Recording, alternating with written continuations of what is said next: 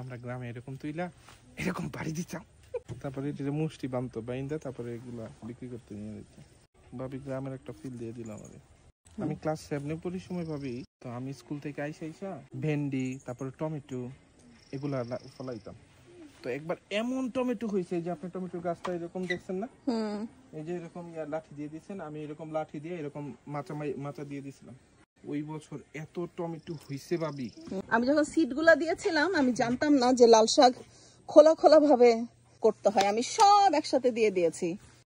লাল শাক দিয়ে ভরে গেছিল এখানে, সব হরিণ এক রাতে খেয়ে উঠেছে। করার পরে এরকম ঘন ঘন ওঠে, উঠার পরে আমরা বাইছা এরকম ফালাই দিই।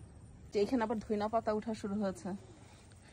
ধইনা পাতাটা আমার কাছে ভালো লাগছে, সুন্দর ঘ্রাণ। আজকে মজার ভর্তা হবে, মজার ভর্তা।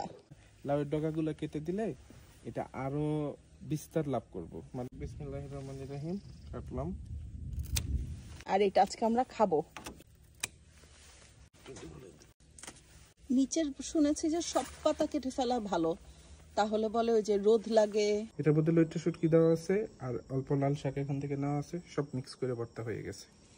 আজকে আমার গাছের লাউ পাতা দিয়ে খুব মজার একটা রান্না করব। মজার রেসিপির জন্য পার্ট 2 দেখুন, আর ভিডিওটি ভালো লাগলে ফলো করে সঙ্গে থাকুন। Bye bye.